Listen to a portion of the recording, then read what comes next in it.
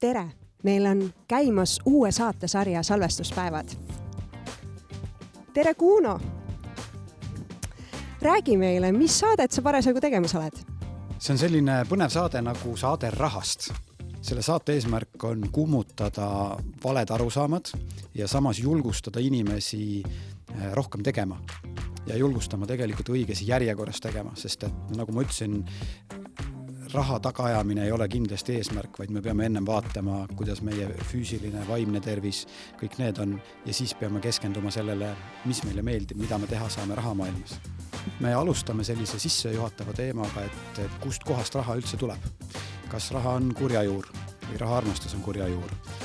Me räägime üldiselt investeerimisest ja siis lähme detailidesse, räägime investeerimisest kinnisvarasse, aktsiatesse, investeerimisest iseendasse.